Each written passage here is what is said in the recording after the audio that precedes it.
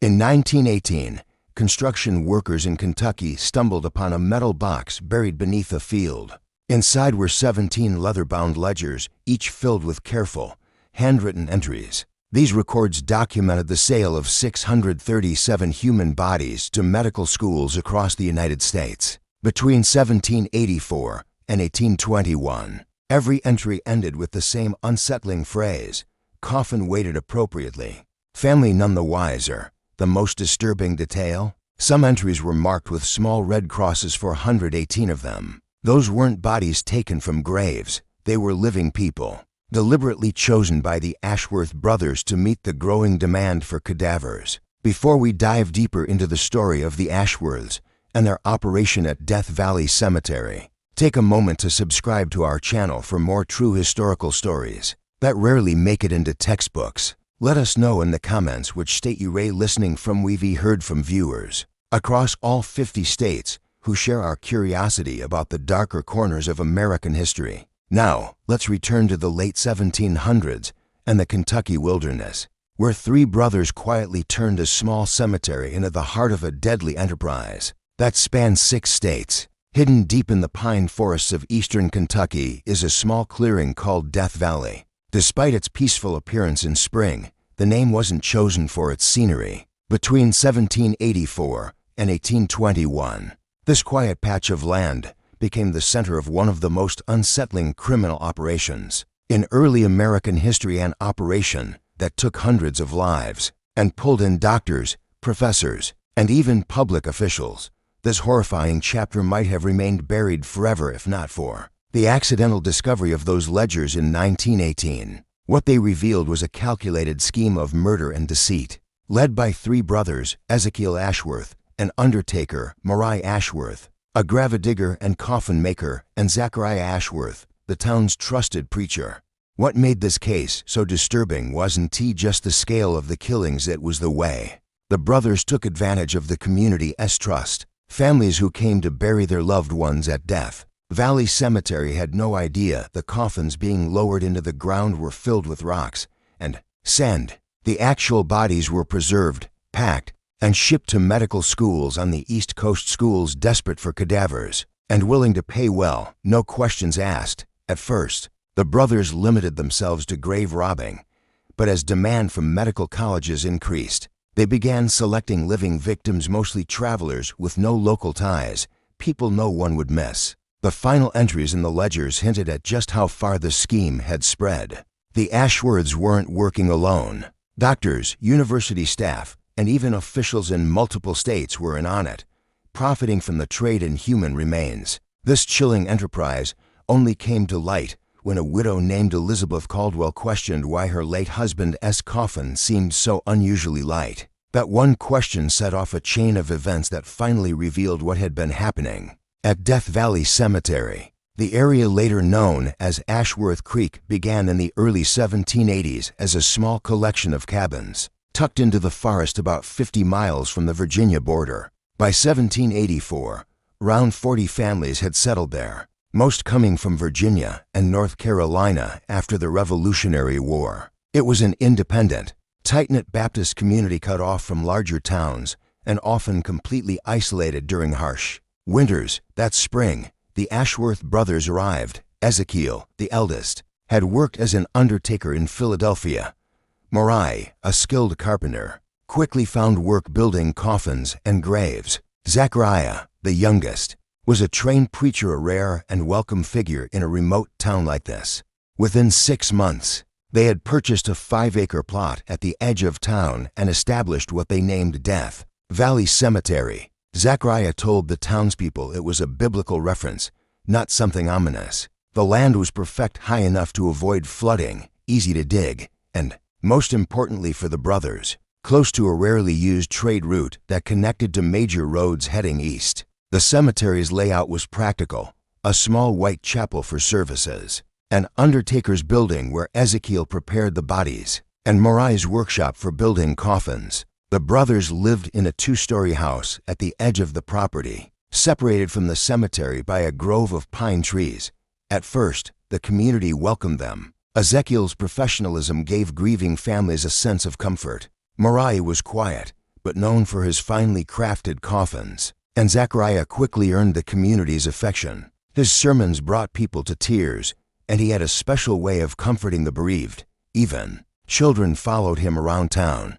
"I don't know how we'd manage death without the Ashworths," one widow remarked. What no one realized was that the brothers had chosen this place carefully. After a year of traveling through different frontier settlements, they picked Ashworth Creek for its remote location, its growing population, and most importantly its proximity to the medical schools emerging in cities like Philadelphia, Baltimore, and Boston. Back then, medical schools faced a serious problem. They had no legal way to get human bodies for study. The few cadavers they were allowed to use, usually those of executed criminals, were nowhere near enough. A black market developed, and a preserved body could sell for a small fortune. The Ashworths saw an opportunity. Ezekiel already had connections from his time working at a Philadelphia hospital. Morai had learned preservation techniques while shipping goods across different climates, and Zachariah's role as preacher gave the operation a sense of legitimacy that kept suspicions at bay. "We provide a service to both the living and the dead," Ezekiel wrote in the first ledger entry dated June 17, 1784. "The deceased advance medical knowledge. The family finds peace. They never need to know the true purpose their loved one now serves." At first, the brothers were careful. When someone died, Ezekiel would collect the body and promise a respectful funeral. If the body was suitable, meaning not diseased or decomposed, he'd go ahead with their process. Families would view their loved one briefly in an open coffin, face visible, the rest covered with a shroud. Then, after asking for time to finish the preparations, Ezekiel would quietly remove the body and send it to the cellar beneath his workspace. A hidden trapdoor gave them access. There he would begin preserving the body using alcohol, salt, and herbs. Morai built narrow crates disguised as toolboxes to ship the remains. Meanwhile, he filled the original coffin with rocks, sand, or frozen soil to match the body's weight. The coffin was sealed and buried. Zachariah delivered a moving sermon, and no one suspected a thing. In their first year, the brothers shipped only 8 bodies to Philadelphia and New York. They were paid $17 to $25 per body, a massive amount at the time. The money was delivered through traveling merchants who believed they were transporting regular business mail. In one 1785 entry, Ezekiel noted a $23 payment and a request from a Philadelphia doctor for bodies with signs of healed bone fractures. "Must keep watch for suitable subjects," he wrote. By 1787, business was booming. The brothers expanded their land and extended the road to connect with the trade route. They also began collecting bodies from towns up to 20 miles away. That year alone, they shipped 15 cadavers, Ezekiel wrote. "The isolation that first made this location ideal now limits our reach. Zachariah suggests we expand.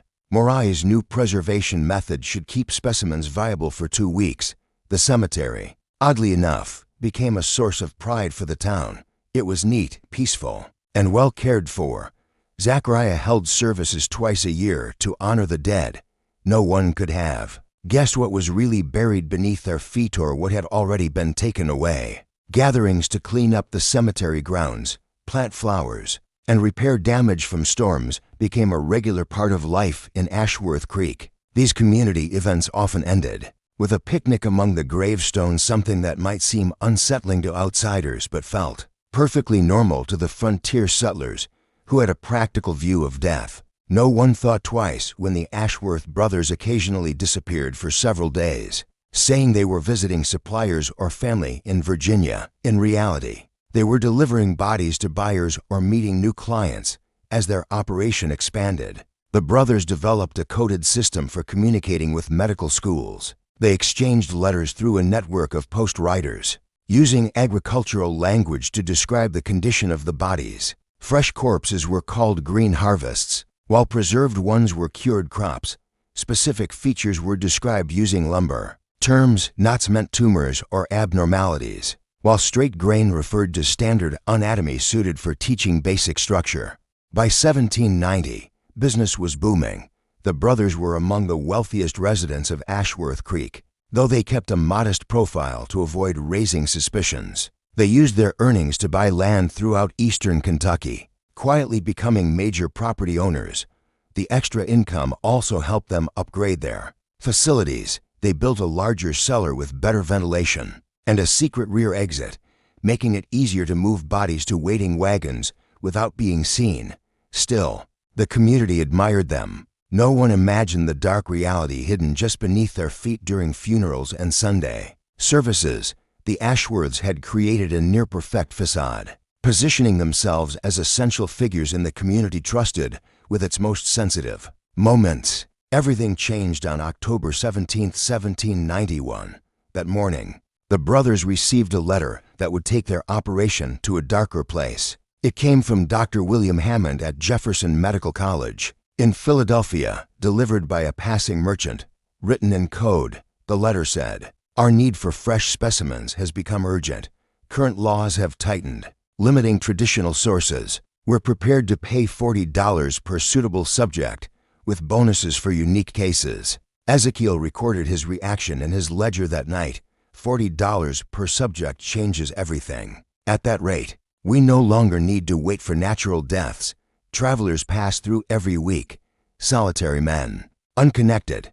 Providence presents opportunity, we must not waste it. Their first deliberate murder happened just days later. A traveler caught in an autumn storm took shelter in the cemetery's chapel. Zachariah invited him to dinner. The meal included wine spiked with a powerful mix of herbs Ezekiel had learned to use in his hospital days. It caused unconsciousness followed by respiratory failure, death that mimicked natural causes. Ezekiel wrote in his ledger, subject number 73.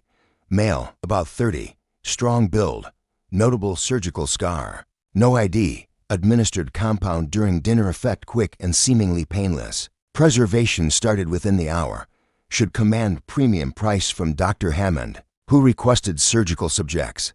This marked the shift from grave robbery to premeditated murder. The brothers developed clear criteria to pick victims: solitary travelers, westward bound, without close ties. Zachariah engaged them in casual conversation to gauge whether anyone would come looking. Ezekiel kept watch at crossroads for loners who seemed to carry valuables, which could be used to suggest robbery if a body was found. Morai adapted the cellar to include 3 chambers so they could handle multiple bodies at once.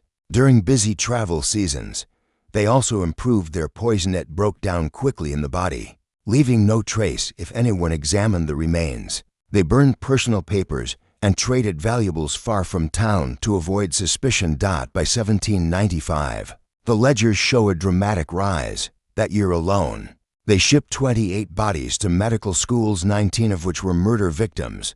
The income exceeded $100, the equivalent of over $23,000 today. The operation could have continued indefinitely, but things were changing. More medical schools were opening in cities along the East Coast, and demand for cadavers was exploding. The brothers expanded their client base to include Baltimore, Richmond, even Boston. More shipments meant more risk.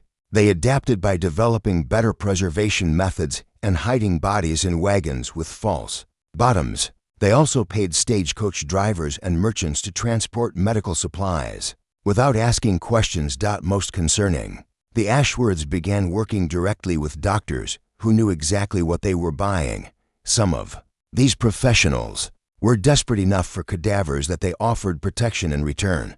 In 1797, Ezekiel noted in his ledger, Dr. M. of Baltimore College has been invaluable. His cousin, a magistrate in Harford County, ensures safe passage in exchange for 2 female specimens. Monthly claims they are underrepresented in class. As buyers became more specific in their requests, the Ashworths began targeting victims based on age, sex, and condition. Young men with muscle tone, elderly people with signs of disease, women of childbearing age, even children with birth defects. They delivered exactly what was asked, often noting it in the ledgers. The final ledger contains a list of 43 people: doctors, professors, and officials who were knowingly involved. Some were judges, sheriffs, or even state legislators who offered protection or arranged transport in exchange for cadavers or money. By 1800, the operation entered a new phase. Zachariah began traveling to nearby communities as a guest preacher. These visits had a dual purpose: finding new victims and giving the brothers a presence outside Ashworth Creek. He looked for people who lived alone, were elderly or new to the area, people no one would miss. Ezekiel would join him later, posing as a traveling doctor with special treatments. Those who accepted help were given medicine laced with poison. Collected 3 subjects from Logan Creek, Ezekiel noted in August 1801. Zachariah's standing opens doors. People trust a preacher who brings a doctor. Their faith is touching if misdirected. As time went on, the brothers grew more confident, even careless. They occasionally targeted well-connected victims when the payout was high enough.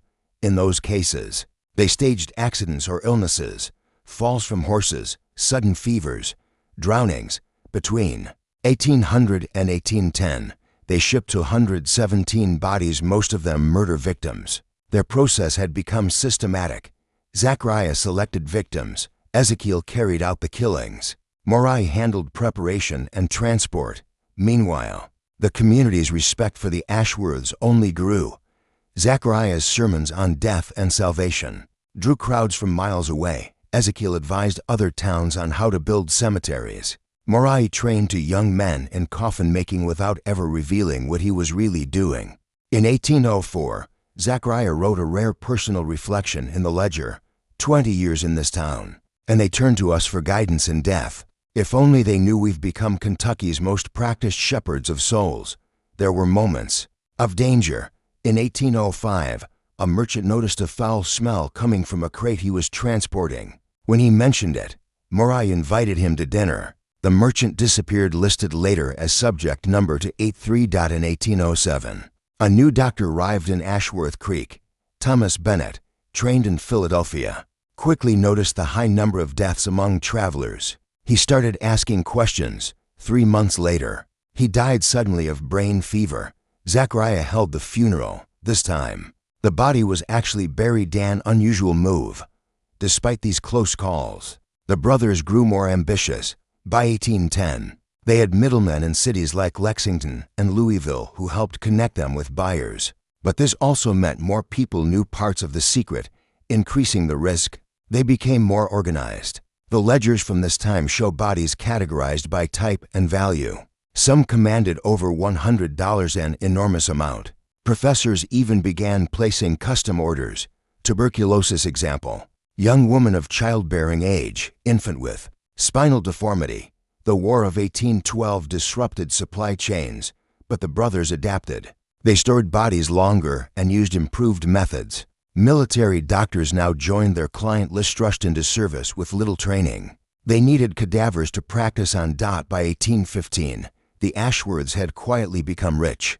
Though they still lived modestly in town, they owned large properties elsewhere, bought through others to avoid suspicion. Their total earnings exceeded $25,000, a massive fortune at the time. Between 1815 and 1820, they reached the height of their power. They shipped an average of 36 bodies a year, with clients as far as Charleston and Boston. Their preservation techniques had advanced so much that bodies remained viable even after weeks in transit. But change was coming. New roads and settlements meant the region wasn't as isolated. Communities started managing their own dead, and improved communication made it harder for people to simply vanish without someone asking questions. If you've made it this far, you're not alone. Stories like this continue to haunt those who dig into the darker corners of history. If this one's kept your attention, hit the like button and subscribe. We uncover the historical horrors that textbooks often skip. Now, let's return to eastern Kentucky in 1820, when the Ashworth brothers were about to face a challenge they didn't expect. The first real threat arrived that autumn. James Caldwell, a wealthy farmer, stopped in Ashworth Creek on his way to Virginia. He attended Sunday service and met Zachariah, who made a point of greeting travelers. Caldwell mentioned he would pass back through in 2 weeks. Ezekiel's entry from September 24, 1820. Potential subject today: J. Caldwell, alone, returning in 2 weeks, age about 45. Well-dressed, excellent condition. Zachariah advises, we wait until return trip. Disappearance will seem result of dangers on Virginia Road. Caldwell did return, just as planned, on October 9th. He attended service again, then accepted an invitation to dinner with the brothers. He became their 623rd victim. But this time, they had miscalculated. Caldwell had recently married Elizabeth Harmon, a young widow who expected him back by October 15th. When he didn't show, she started asking questions. Unlike many families, she wouldn't settle for vague answers.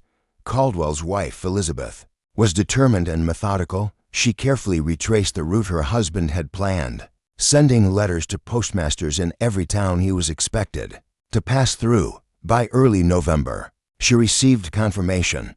James had been seen in Ashworth Creek on October 9th, attending Sunday service at the cemetery chapel.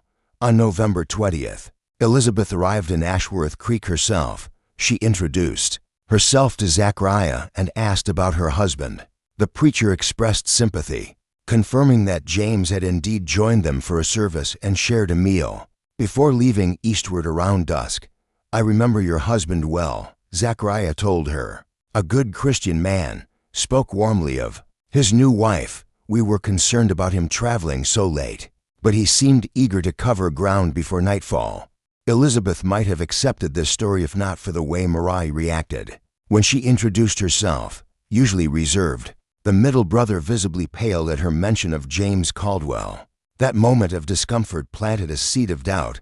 Instead of continuing her search elsewhere, Elizabeth decided to stay. She took a room at a small inn in town, explaining that she hoped to speak with anyone who might have seen her husband.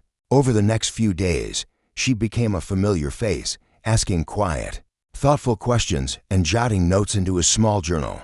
Ezekiel's ledger reflected rising concern. "Mrs. Caldwell remains in town, asking questions. Zachariah has spoken with her several times, keeping to our account of J. Caldwell's departure. Marai's discomfort is problematic," instructed him to avoid her entirely. What troubled Elizabeth most was something she heard from a local boy. He'd been playing near the cemetery road on the night of October 9th and saw Mr. Caldwell's distinctive chestnut horse tied up behind the Ashworths' house well. After dark, that didn't match Zachariah's story about her husband leaving before sunset.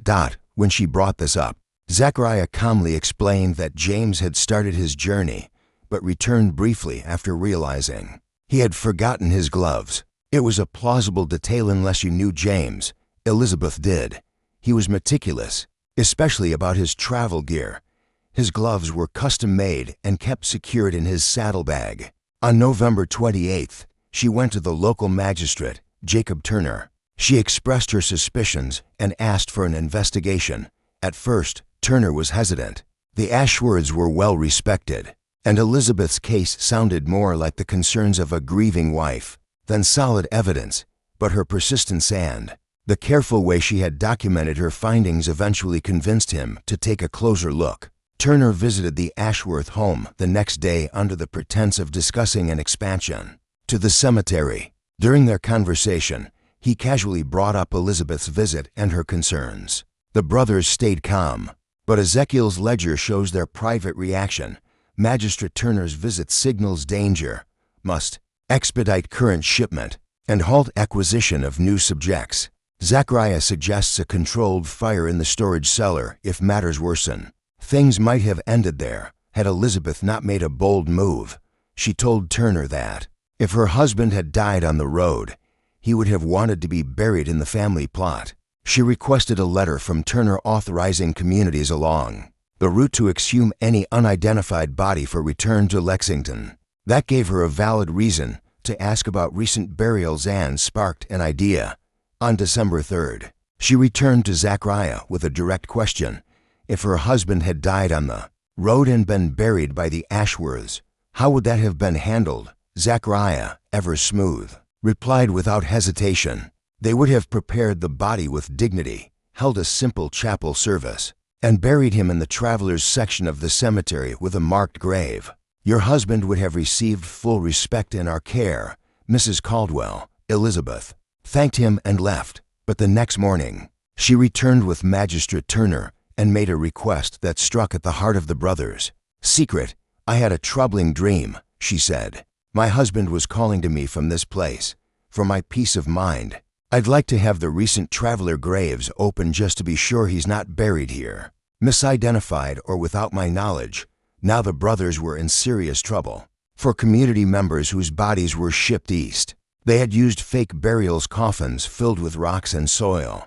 But murdered travelers like James Caldwell were never buried at all. There was nothing in those graves. Ezekiel tried to dissuade Turner, citing religious impropriety and health risks. Zechariah warned that disturbing graves might offend divine order. Marai said the ground was too frozen to dig. Turner might have backed down until Elizabeth's allies stepped in. Martha Tunney, whose husband had been buried by the Ashworths in 1785, stood up at a town meeting. If opening the graves gives this woman peace, she said, then Christian charity demands it. I would want the same if I were searching for my Henry in a strange land. Community support shifted quickly. Turner reluctantly ordered that 3 traveler graves be opened the next morning. The brothers had no choice but to comply. Ezekiel's entry that night was grim. Disaster looms. No travelers actually buried in marked plots. Morai suggests exhuming a community member and placing in one of the traveler graves, but identification impossible after our process. Only option is to allow the search and claim confusion over markers. Prepare for flight if suspicions escalate. On the morning of December 7, 1821, Turner, Elizabeth, and several townspeople gathered at Death Valley Cemetery. Morai and 2 assistants began digging the grave marked Jonathan W. September 1820. After an hour, they opened the coffin. Inside was not a body, but a pile of rocks and soil wrapped in burial linens, shaped to resemble human remains. Gasps rippled through the crowd. Elizabeth immediately demanded the other graves be opened. By midday, all 3 were revealed to be fake. What is the meaning of this? Turner asked, clearly shaken. Where are the bodies of these travelers? Zechariah tried to recover, suggesting the graves had been robbed, but in a place as isolated as Ashworth Creek. That didn't make sense. Why would grave robbers refill the coffins and rebury them? Elizabeth asked. And how would no one notice? The crowd began murmuring. Turner ordered the brothers confined to their home while he decided what to do. 2 men stood guard, not so much to stop them from fleeing, but to prevent townspeople from taking matters into their own hands. That night, the brothers acted. Ezekiel's final entry read, "All is lost. Her persistence has undone decades of work. We're implementing our escape plan tonight. Essential records and funds secured in designated location. God's work, our version must continue elsewhere, rather than stay and face questioning." The brothers set fire to their home. In the chaos, they escaped with a wagon and supplies, leaving Ashworth Creek for good. But the fire didn't erase the evidence. As it spread to the undertaker's workshop, townspeople trying to contain the blaze found a trapdoor. Below it was the brothers' hidden cellar. What they uncovered horrified even the most skeptical. One chamber held surgical tools, chemicals, and preservation equipment. The second contained 5 bodies in various states of preparation, including James Caldwell, still wearing the gold ring Elizabeth had described. The third chamber held 16 leather-bound ledgers documenting nearly 40 years of body trafficking. Ezekiel had apparently decided they were too important to burn or take during the escape. "I knew he was here," Elizabeth said quietly as she identified her husband. "A wife knows when she's being lied to." Turner immediately sent riders to larger towns, requesting help from county and state officials. Within days, investigators arrived from Lexington, bringing a physician who confirmed that the preservation methods matched those used in medical training. As word spread, other communities began to question deaths the Ashworths had overseen. The investigation grew, matching ledger entries with missing persons reports and unmarked graves. In total, 637 deaths were attributed to the brothers, making them among the most prolific murderers in early American history. Even more shocking was the network exposed by the ledgers. The final volume named 43 doctors, professors, and officials who knowingly worked with the Ashworths. Some had simply purchased bodies without asking questions. Others had protected the brothers and placed specific orders for bodies with certain traits, It appears the Ashworths were only the visible part of a much larger operation. Judge William Harrison wrote, "The medical profession's demand for specimens created a market for murder on an industrial scale. People who should have known better chose to look away." If you've followed the Ashworth story this far, you've only touched the surface of one of early America's darkest crimes. Our team has uncovered records and details that have been buried for generations. Show your support by liking this video and sharing what part of this case chilled you most. If you want more deep dives into forgotten chapters of history, subscribe and hit the bell. Now, let's turn to what happened after the Ashworths vanished. The investigation stretched on for nearly 2 years. Officials worked tirelessly to track victims, notify families, and piece together how the brothers operated. Many victims were travelers with no strong connections, making identification nearly impossible. Eventually, unidentified remains were reburied in a mass grave at the edge of Death Valley Cemetery. A simple stone was placed. "Here lie the victims of man's inhumanity to man, 1784 to 1821. For families who received confirmation, the pain was overwhelming. Martha Tunney, who believed her husband had been buried in 1785, learned he had been shipped to Philadelphia days after his funeral. For 36 years, I brought flowers to an empty grave," she told a local paper. "I thought he was listening, and strangers were cutting him apart miles away. There are no words." Investigators also pursued the medical professionals named in the ledgers. Many had died. Others used their influence to avoid consequences. A few fled to Europe.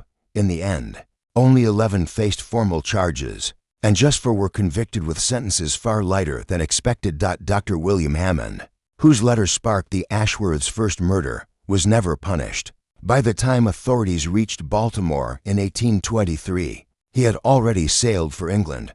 The brothers themselves were never seen again. Despite an extensive manhunt, no confirmed sightings were recorded.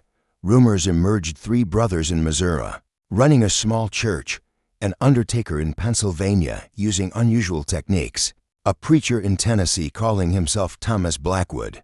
Judge Harrison wrote in 1825, "Men capable of living so long under a veil of respectability while committing such horrors would have no trouble starting over elsewhere. On the frontier, where asking about someone's past was often seen as rude." The Ashworth case left a lasting mark not just on one community, but across the country. It had a major impact on American medicine and burial customs. Medical schools came under closer scrutiny, and several states passed laws making it illegal to buy or sell bodies for dissection outside of tightly controlled legal channels. Still, because there was such a shortage of cadavers, an underground market continued well into the 20th century. In response, communities throughout Appalachia developed new traditions to ensure their dead were properly buried. These included multi-day wakes where the body was never left alone, burial societies whose members personally oversaw every step of the process, and in some places, the practice of keeping watch at graves for days after burial to deter any tampering. Ashworth Creek, tainted by its connection to the brothers, officially changed its name to Providence in 1823. Death Valley Cemetery was deconsecrated, and most families chose to exhume their relatives' graves only to find, in nearly every case, that the coffins held nothing but rocks and soil.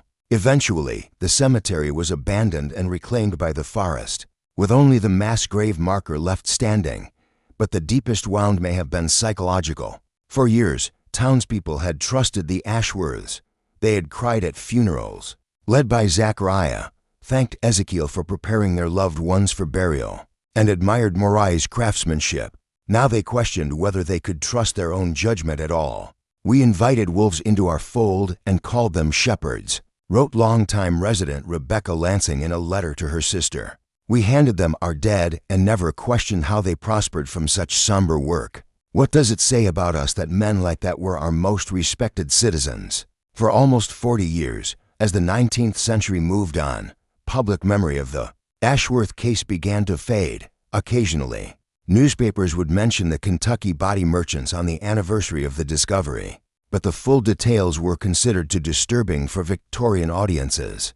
By the early 20th century, the story had become a rarely mentioned footnote mainly referenced in discussions on medical ethics. That might have remained the case if, in 1918, construction workers hadn't uncovered a metal box while building a road near Somerset, Kentucky. Inside were 17 leather-bound ledgers, 16 of which had been used as evidence in the original investigation, and a 17th that had never been found. This final volume included the brothers' contingency plans, detailed maps to hidden caches of money, and a coded list of people willing to help them start over if their operation was exposed. Even more disturbing were the reflections written by Ezekiel.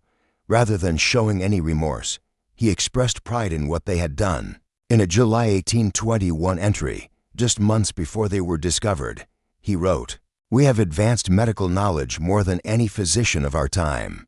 The bodies we provided trained hundreds of doctors.